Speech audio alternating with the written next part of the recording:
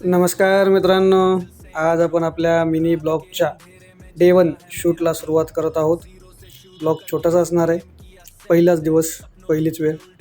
सुरुवात झाली आहे आपल्या दिवसाला. आता आपण चाललो आहोत दुकानाच्या दिशेने. पेट्रोलचे दर खूपच वाढलेत, त्यामुळे गाडी फिरवताना पण आता विचार करावा लागतो आहे. पण दुकानात जायचं असेल तर गाडी लागतेच. गाडीशिवाय पर्याय नाही. जसं पेट्रोल अमीर आणि गरीब ह्यांच्यात भेदभाव करत नाही, तसं आपल्याला सुद्धा कामात भेदभाव करता आला नाही पाहिजे.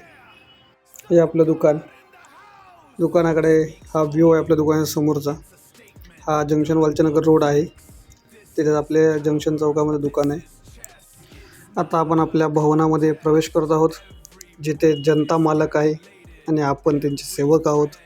हे आपलं विधान भवन, विधान परिषद किंवा आपलं भवन, जे आपल्याला योग्य वाटेल ते. इथे फक्त आणि फक्त जनता मालक असते. आपण त्यांचे सेवेकरी असतो. आपण त्याच उद्दिष्टाने काम करतो.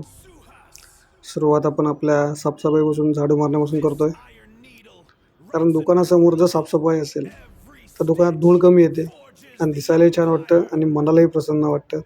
माझ्या नवीन उद्योजक मित्रांना मी हेच सांगेल की जेवढी साफसफाई ठेवता येईल तेवढी ठेवण्याचा प्रयत्न करा. आळस करू नका या गोष्टीमध्ये. कारण दुकानासमोर साफसफाई असेल तर कस्टमरलाही बघायला छान वाटतं.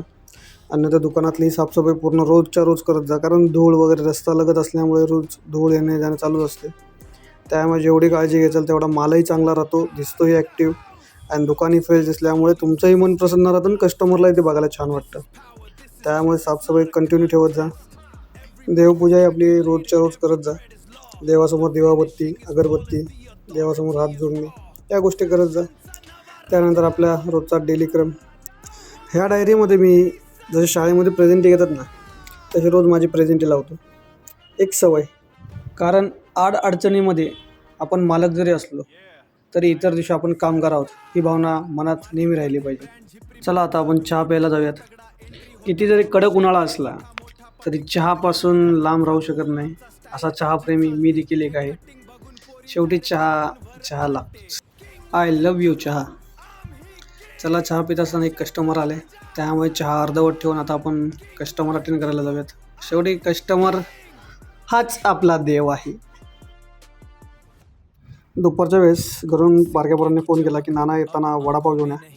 रानामध्ये भुईमुग काढायचं काम चालू होतं. त्या पोरं आपले सुट्टीला आले उन्हाळ्याच्या, तर मदत करत होते. त्यावेळेला वडापावची पार्टी करायची, तर वडापाव घेऊन येताना तर त्यांच्यासाठी वडापाव घेऊन आलो. अर्धा तासाचा ब्रेक घेतल्यानंतर लगेच दुकानाकडे आलो होतो. जरा आभाळ आलं होतं, पावसाचं वातावरण होतं. कस्टमरचाही फोन आला होता, त्यामुळे दुकानात होतो. ब्लॉग बनवताना काही चुकी झाली असेल तर नक्की कमेंटमध्ये सांगा. पुढल्या वेळेस ती दुरुस्त करेन मी 100%.